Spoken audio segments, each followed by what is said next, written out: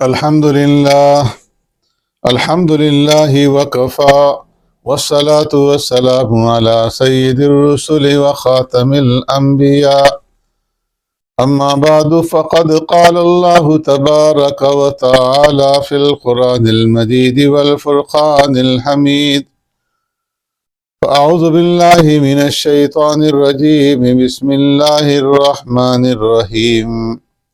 فقلت استغفروا ربكم إنه كان غفارا يرسل السماء عليكم مدرارا ويمددكم بأموال وبنين ويجعل لكم جنات ويجعل لكم أنهارا صدق الله مولانا العظيم. معزز سامعین و ناظرین، السلام علیکم ورحمۃ اللہ وبرکاتہ۔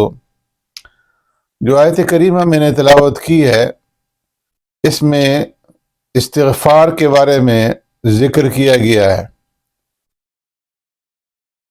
حضرت حسن بصری رحمۃ اللہ تعالی علیہ ایک مرتبہ اپنی مجلس کے اندر تشریف فرما تھے، اور ان کی مجلس کے اندر رشد و ہدایت کی باتیں ہو رہی تھیں، اور لوگ اپنے اپنے مسائل لا کر کے پیش کر رہے تھے اور اپنے درد کا درماں تلاش کر رہے تھے کہ اسی مجلس کے اندر وقفے وقفے سے 4 آدمی آئے، اور ان میں سے ہر ایک آدمی نے اپنی مشکلات کے بارے میں ذکر کیا، اپنے اپنے مسائل کو پیش کر کے حضرت حسن بصری رحمۃ اللہ تعالی علیہ سے جواب چاہنا چاہا۔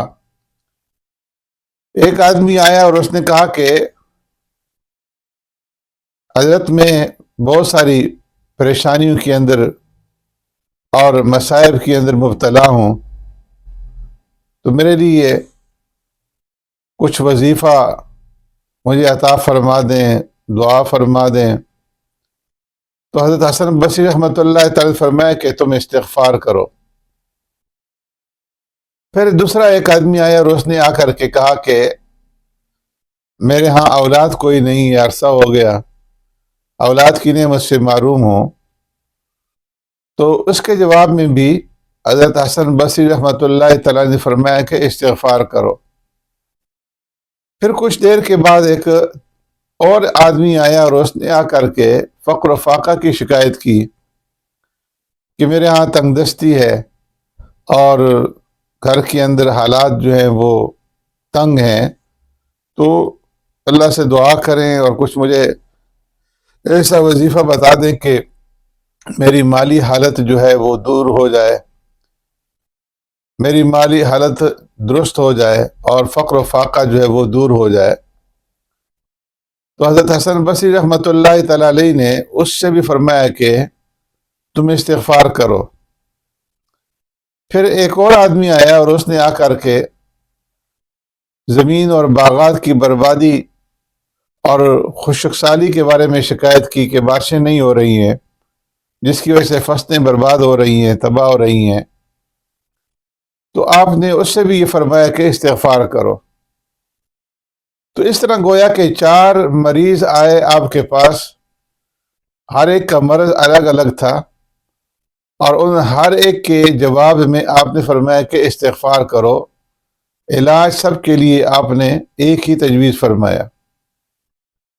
تو حاضرین میں سے ایک صاحب نے حضرت حسن بصری رحمۃ اللہ تعالی علیہ سے عرض کیا کہ حضرت یہ 4 آدمی آئے جو مختلف امراض کے شکار تھے، اور آپ نے سب کے علاج کے لیے انہیں فرمایا کہ استغفار کرو، یکساں علاج سب کے لیے تجویز فرمایا، تو اس کی کیا وجہ ہے؟ تو حضرت حسن بصری رحمۃ اللہ تعالی نے فرمایا کہ میں نے تو اپنے پاس سے کچھ بھی نہیں کیا، میں نے جو کچھ ان سے کہا اس کا ذکر خود اللہ تبارک و تعالی نے قرآن کریم کے اندر فرمایا ہے۔ فرمایا فَقُلْتُ اسْتَغْفِرُوا رَبَّكُمْ إِنَّهُ كَانَ غَفَّارًا، کہ نوح علیہ السلام نے جب اپنی قوم کو دعوت دی تو آپ نے اپنی اس دعوت کے اندر اپنی قوم سے کہا کہ اے میری قوم استغفروا ربکم، تم اپنے پروردگار سے معافی مانگو، استغفار کرو، اس لیے کہ وہ بڑا ہی معاف فرمانے والا ہے۔ اور اگر تم استغفار کرو گے تو اس کے نتیجے میں اللہ تبارک و تعالیٰ کی طرف سے جو تمہارے اوپر انعامات ہوں گے، ان انعامات میں سے ایک انعام یہ ہوگا کہ یرسل السماء علیکم مدرارا، کہ تمہارے اوپر آسمان سے بارش رب العالمین برسائے گا، تو تمہاری جو فصلیں ہیں، تمہاری کھیتی باڑی ہے، اس کے مسائل حل ہوں گے۔ وَيُمْدِدْكُمْ بِأَمْوَالٍ وَبَنِينَ، اور اس استغفار کے نتیجے میں اللہ تبارک و تعالیٰ تمہارے مال اور بیٹوں سے تمہاری مدد فرمائے گا۔ وَيَجْعَلْ لَكُمْ جَنَّاتٍ وَيَجْعَلْ لَكُمْ أَنْهَارًا، اور اللہ تبارک و تعالیٰ تمہارے لیے باغات عطا فرمائے گا، اور ان باغات میں تمہارے لیے نہریں جاری کر دے گا۔ تو اس لیے فرمایا کہ انسان کو کثرت کے ساتھ استغفار کرنا چاہیے۔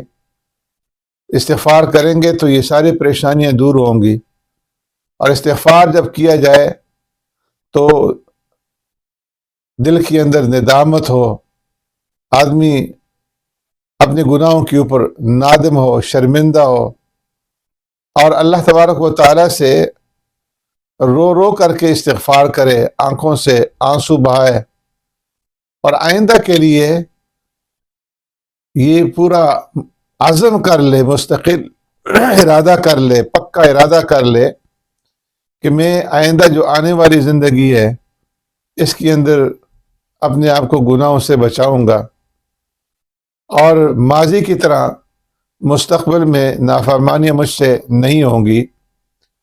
تو یہ ہے صحیح معنی میں استغفار۔ تو جو انسان اس احساس اور شعور کے ساتھ استغفر اللہ ربی من کل ذنب واتوب الیہ کا ورد کرے گا تو اللہ تبارک و تعالی اس کے گناہوں کو معاف فرما دیں گے۔ جس طرح گندے کپڑے کو صابن سے دھو لیا جاتا ہے، اسی طرح گناہوں سے زنگ آلود دلوں کی جلا اور صفائی یہ استغفار سے ہوتی ہے۔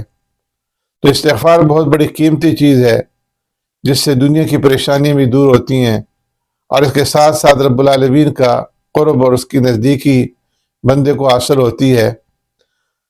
اسی لیے اللہ تبارک و تعالیٰ کا اپنے بندوں کے اوپر یہ بے پناہ احسان ہے، اس کی رحمت ہے کہ اللہ تبارک و تعالیٰ حدیث میں آتا ہے کہ رات میں اپنے ہاتھ پھیلاتا ہے تاکہ دن کے جو گناہ گار ہیں، خطا کار ہیں، وہ رات کے اندر آ کر کے اللہ کے سامنے توبہ اور استغفار کر لیں، اور دن میں رب العالمین اپنے ہاتھ پھیلاتا ہے تاکہ رات کے خطا کار آ کر کے توبہ کر لیں۔ تو اس لیے کثرت کے ساتھ ہمیں استغفار کرنا چاہیے۔ صبح و شام کم از کم ایک تسبیح جو ہے وہ استغفار کی کرنی چاہیے۔ استغفر اللہ تعالی ربی من کل ذنب واتوب الیہ، یا استغفر اللہ استغفر اللہ استغفر اللہ۔ اللہ تبارک و تعالی ہمیں عمل پیرا ہونے کی توفیق عطا فرمائے۔